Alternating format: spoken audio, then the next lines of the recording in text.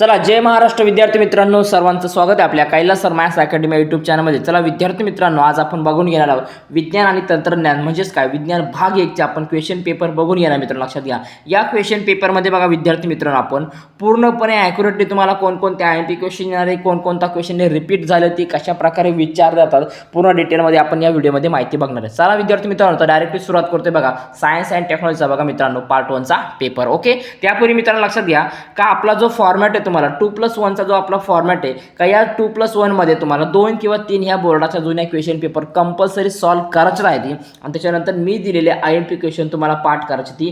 हे जर तुम्ही केलं तर तुम्हाला 100% सांगतो, तुम्हाला 100% तुम्हाला हे आउट ऑफ मार्क 40 पैकी 40 मार्कच तुम्हाला मिळणार, म्हणजे मिळणारच, बरोबर आहे। मॅथ्स 1 असेल, मॅथ्स 2 असेल, याला आपण आयएमपी क्वेश्चन दिले होते, जुन्या क्वेश्चन पेपर सॉल्व्ह केले, त्या same to same as it is तुम्हाला पेपरमध्ये तेच क्वेश्चन आलेले होते, बरोबर का नाही। त्यामुळे मित्रांनो लक्षात घ्या, आता तुम्हाला विज्ञानाच्या पण तयारी चांगल्या प्रकारे तुम्हाला करायची, त्यामुळे आपला पूर्ण सपोर्ट असणार आहे। तब्येत बरोबर ना मित्रांनो, तरी व्हिडिओ बनवते कारण तुमच्या खूप साऱ्या कमेंट मला येत आहे, ओके ना। चला असा सपोर्ट राहू द्या मित्रांनो। आता डायरेक्टली व्हिडिओला सुरुवात करतोय, फक्त लक्षात घ्या आता मी थोड्या वेळामध्ये परत आयएमपी क्वेश्चनचा व्हिडिओ टाकणार आहे, तो व्हिडिओ बघायला विसरू नका। लक्षात घ्या, तो व्हिडिओ बघा म्हणजे बघा आणि त्यामध्ये जे सांगितले ते पूर्णपणे ॲक्युरेटली करा, ओके। चलो व्हिडिओला सुरुवात करतोय बघा मित्रांनो।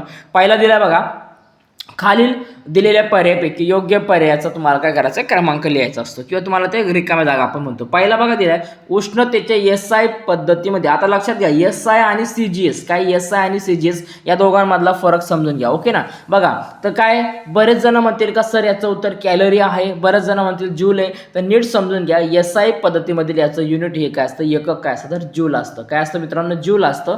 आणि लक्षात घ्या, सीजीएस जर तुम्हाला विचारलं असतं, काय विचारलं असतं, जर सीजीएस तुम्हाला जर विचारलं असतं तर सीजीएस म्हणजेच काय असतं बघा मित्रांनो, याचं उत्तर कॅलरी आलं असतं, ठीक आहे ना। काय उष्णतेचे एसआय पद्धतीमध्ये एकक हे जूल आहे आणि सीजीएस मधलं काय तर कॅलरी, दोघांचा फरक लक्षात ठेवा। पुढे बघा, सूर्य क्षितिजाच्या थोडा खाली असताना देखील आपल्याला दिसतो, याचे कारण काय। आपण ऑलरेडी एक क्वेश्चन पेपर बघितले, त्याचा जर व्हिडिओ तुम्ही बघितला नसेल तर तोही बघून घ्या, त्याच्यामध्ये हा क्वेश्चन आपल्याला रिपीट झालेला दिसतो, बरोबर का नाही। काय आता बघा की सूर्य क्षितिजाच्या थोडा खाली असताना त्यापासून येणाऱ्या प्रकाशाचे पृथ्वीच्या वायुमंडळामध्ये येताना अपवर्तन झाल्याने प्रकाश वक्र मार्गाने आपल्यापर्यंत येतो, त्यामुळे आपल्याला क्षितिजावरती येण्यापूर्वीच तो दिसू लागतो। म्हणजे याच्यामध्ये काय होतं का, प्रकाशाचे अपवर्तन होतं। काय होतं याच्यामध्ये, प्रकाशाचे अपवर्तन हे होतं असं। पर्याय क्रमांक बी हे त्याचं योग्य उत्तर असणार आहे, ओके। पुढे बघा मित्रांनो, डॅश हा कार्बोनिक आम्लाचा क्रियात्मक गट आहे बघा मित्रांनो। कोणता असणार आहे तर पर्याय क्रमांक ए असणार आहे, COOH हा काय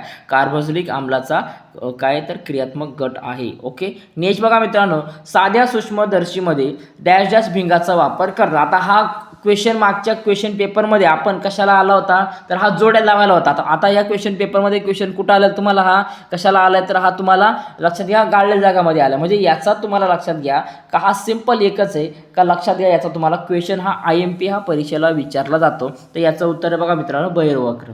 काय असणार तर बहिर्वक्र आहे त्याचं योग्य उत्तर असणार आहे, पर्याय क्रमांक 4, ओके। पुढे बघा, या पद्धतीतील वितळलेल्या कथिलाचा थर धातूवर चढवण्यात येतो बघा। आता डायरेक्ट तुम्हाला कथिल दिलाय, लक्षात घ्या कथिल दिलाय। हा क्वेश्चन इतक्या वेळा प्रमाणाच्या बाहेर रिपीट झालाय का बोलू नका, तर लक्षात घ्या याचं उत्तर असणार आहे कथिलीकरण। काय असणार आहे याचं उत्तर, कथिलीकरण असणार आहे मित्रांनो, ओके। चला पुढे बघा, सर्वात लहान काय विचारलं तुम्हाला बघा, सर्वात लहान आकाराच्या अणूचे नाव लिहा। बऱ्याचदा आपण क्वेश्चन रिपीट झालेला आहे, तो आहे म्हणजे हायड्रोजन। तुम्ही एच टाकला ना तरी तुम्हाला मार्क मिळून जातील, पण आपणच प्रयत्न करा का हायड्रोजन पूर्ण नाव टाकायला, ठीक आहे ना। कॅल्शियम कार्बोनेटचे रेणूसूत्र काय मित्रांनो, CaCO3। काय तर लक्षात घ्या CaCO3। पुढे बघा, कॅलरी मापीचा उपयोग लिहा। काय करा तुम्हाला कॅलरी मापीचा तुम्हाला एक उपयोग लिहायचा आहे, 2 लिहिले तरी चालेल, काही अडचण नाही। मग कॅलरी मापीचा उपयोग कुठं होतो, पदार्थाच्या विशिष्ट उष्माधारकतेचे मापन मिश्रण पद्धतीने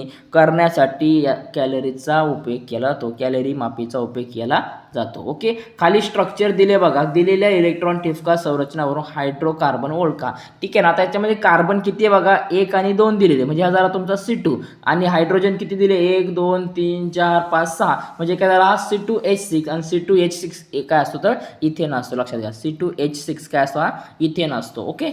चलो नेक्स्ट बघा,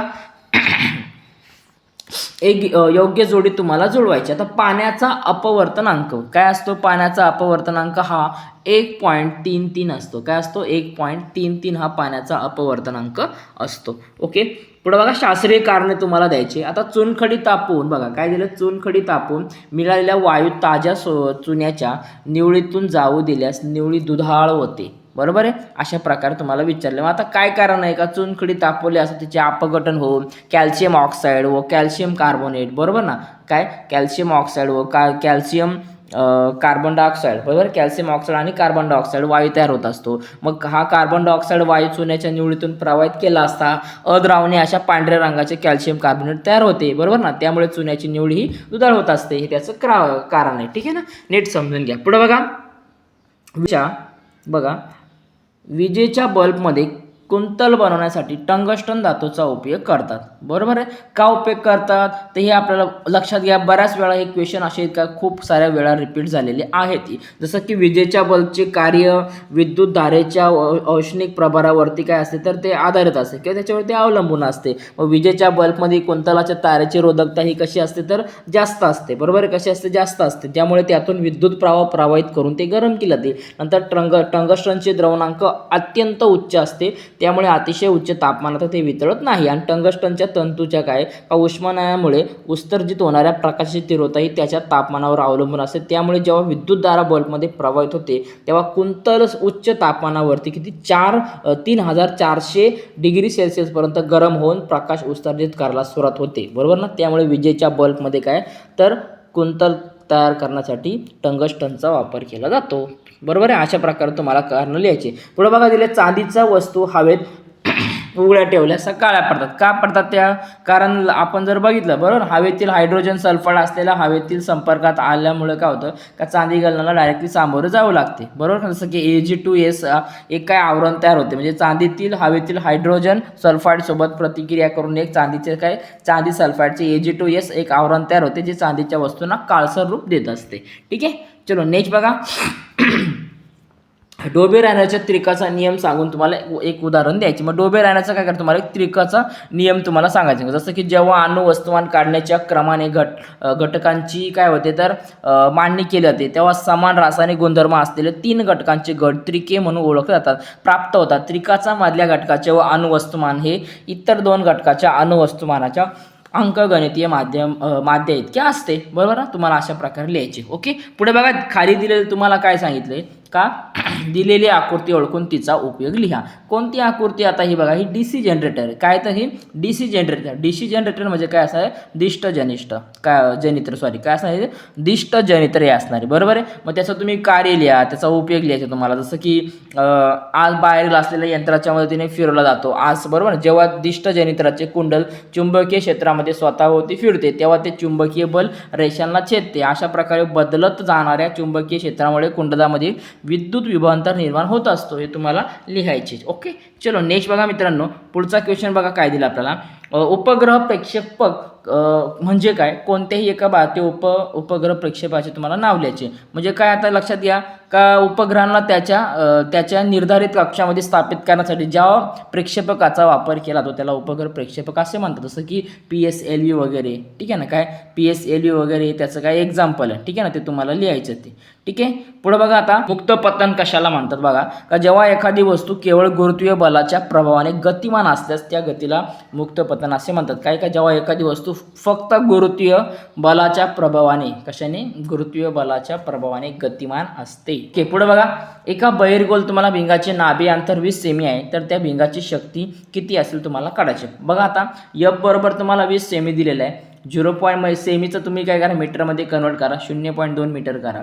भिंगाची शक्ती बघा, P बरोबर सूत्र काय F 1/F बरोबर आहे काय 1/F आहे. तर काम करा, याला तुम्ही 1/0.2 घ्या तर आपल्याला उत्तर भेटणार आहे 5D. काय भेटणार आहे 5D येते. काय झाले तर भिंगाची शक्ती झाली मित्रांनो. बघा ठीक आहे. आता पुढे बघा मित्रांनो, उतारा दिला आहे तुम्हाला. या उताराचे तुम्हाला काय करायचे, योग्य प्रकारे तुम्हाला उत्तर लिहायचे. तर बघा हे तुमचे उत्तर इथं दिलेले असणार आहे, यातून तुम्हाला काय करायचं चॉईस करायचं. जसं बघा इलेक्ट्रॉन स्वरूपणाच्या आधारित आधुनिक आवर्त सारणीतील मूलद्रव्याचे वर्गीकरण हे 4 खंडात केले जाते. इथं 4 उत्तर तुमचं येणार.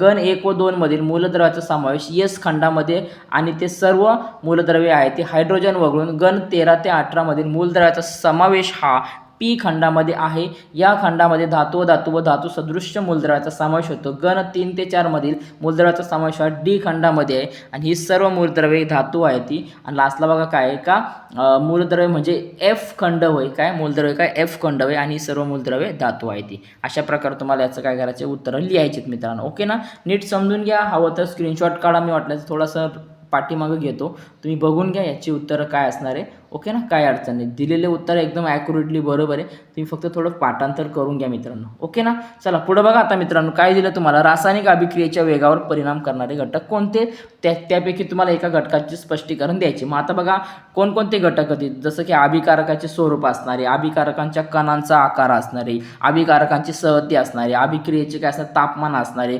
उत्प्रेरक असणारे, यापैकी कुठलाही एक घटक तुम्हाला काय करायचे स्पष्ट करा. जसं की आता समजा आपण घेतलं अभिक्रियेचे तापमान घेतलं, आपण याच्यामध्ये काय लिहू शकतो की तापमान वाढल्यास कणांची गतिज ऊर्जा वाढते, ज्यामुळे अभिक्रियेचा वेग जास्त होतो. जर उत्प्रेरक घेतो तुम्ही तर उत्प्रेरकमध्ये काय सांगणार का अभिक्रियेच्या वेगाला वाढवतो किंवा कमी करतो, परंतु स्वतः रासायनिकदृष्ट्या अपरिवर्तित राहतो. बरोबर आहे, त्याचा आन्सर आहे. पुढे बघा खालील आलेखाचे निरीक्षण करा, विचारलेल्या प्रश्नाची उत्तर द्या. हा असा आलेख दिलेला आहे, याला तुम्ही नीट थोडासा झूम करून बघा. एकदम प्रॉपरली आलेख दिला, याच्यावरून तुम्हाला काय करायचे याचं निरीक्षण करून तुम्हाला काय करायचं मित्रांनो लक्षात घ्या. तर याची उत्तरं तुम्हाला द्यायची ती. ओके ना, याची काय करायची तुम्हाला उत्तरं द्यायची ती. ठीक आहे, चला पहिला बघूया आता मित्रांनो. तुम्हाला काय दिलं बघा क्वेश्चन. दिलेला आलेख काय दर्शवतो. दिलेला आलेख काय दर्शवतो तर तापमान काल आलेख पाण्याला सतत आणि समान प्रमाणात उष्णता दिल्यास बर्फ आणि पाण्याच्या मिश्रणाचे आचरण कसे होईल हे दर्शवतो. बरोबर आहे. पुढे बघा रेषा ए बी काय दर्शवते. रेषा ए बी कुठे बघा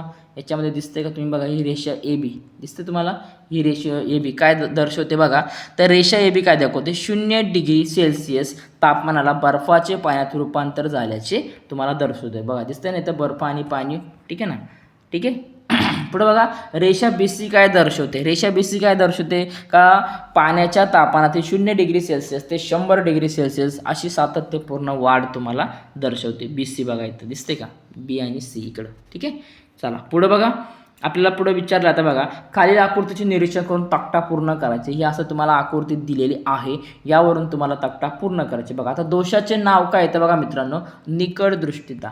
काय बघा मित्रांनो इथं निकट दृष्टिता, इथे बघा मित्रांनो दूरदृष्टिता. पुढे बघा प्रतिमेचे स्थान आहे बघा दृष्टीपटलाच्या समोर आहे, इथं दृष्टीपटलाच्या मागे. नंतर दोषाचे निराकरण करण्यासाठी वापरलेले भिंग इथं अंतर्गोल भिंग आणि इथं असणारे मित्रांनो बहिर्गोल भिंग. काय असणार आहे अंतर्गोल भिंग आणि बहिर्गोल भिंग. ओके ना, समजून घ्या. हा चार्ट बऱ्याचदा प्रत्येक क्वेश्चन पेपरवरून तुम्हाला रिपीट होत असतो. हा ओके. अनेक संयुगाचे कोणते 3 सामान्य गुणधर्म लिहा. तब्येत बरोबर नाही मित्रांनो. ठीक आहे ना, बघा तुम्ही आता कोणतेही 3 गुणधर्म लिहू शकता. जसं की पहिलं बघा आयनिक संयुगे ही स्फटिकरूपी असतात. कशी असतात स्फटिकरूपी असतात. नंतर धन किंवा ऋण प्रभारित आयनामध्ये तीव्र आकर्षणाचे बल असल्यामुळे आयनिक संयुगे स्थायी रूपात कठीण असतात. नंतर काही का वितळलेल्या अवस्थेत आणि जलीय द्रावणात चांगले विद्युत वाहक असतात. बरोबर ना का नाही. नंतर काय तुम्ही अजून लिहू शकता का आयन संयुगे ठिसूळ असून त्यावर दाब प्रयुक्त केला त्यांचे तुकडे करता येतात. आयनिक संयुगे वितळलेल्या अवस्थेत जलीय द्रावणात चांगले विद्युत वाहक असतात. आयनिक संयुगे पाण्यात द्रावणीय असतात, तर ते केरोसिन पेट्रोल यासारख्या द्रावकात अद्रावणीय असतात. अशा प्रकारे तुम्ही यांचे कोणतेही 3 गुणधर्म लिहू शकतात. ओके, चलो नेक्स्ट पेज बघा मित्रांनो.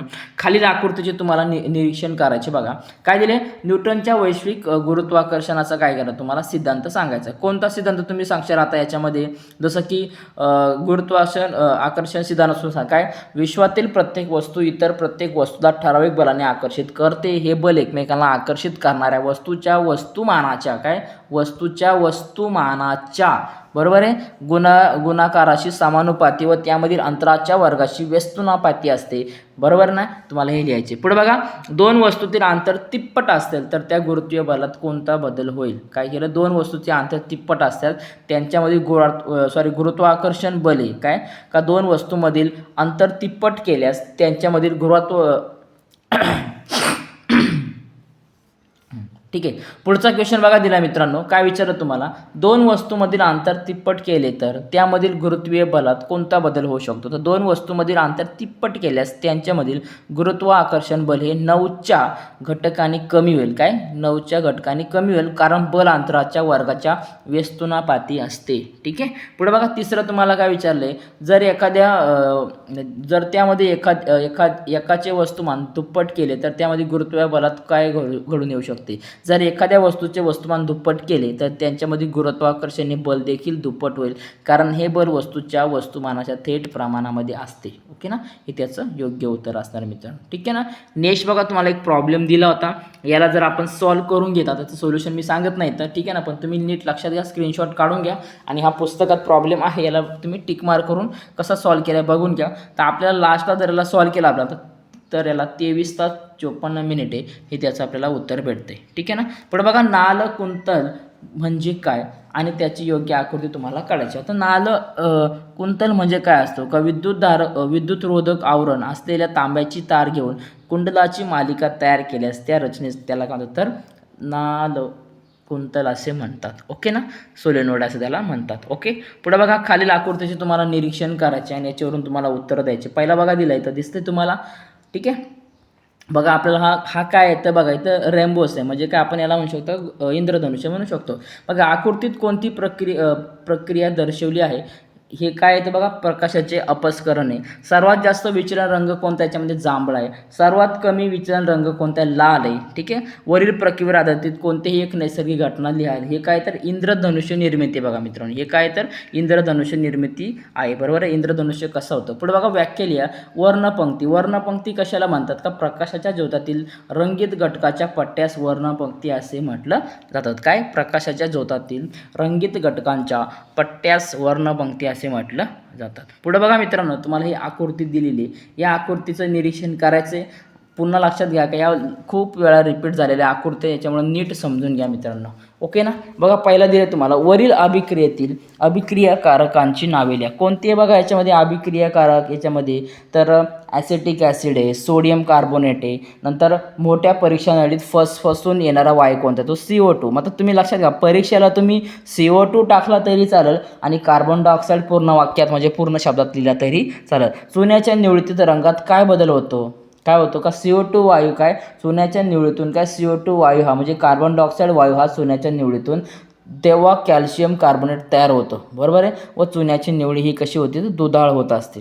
समजते ना, काय होते, दुधाळ होते. म्हणजे काय का, जेव्हा कार्बन डायऑक्साईड वायू चुन्याच्या निवळीतून जातो तेव्हा कॅल्शियम कार्बोनेट तयार झाल्यामुळे ती निवळी काय, ती चुन्याची निवळी दुधाळ बनते.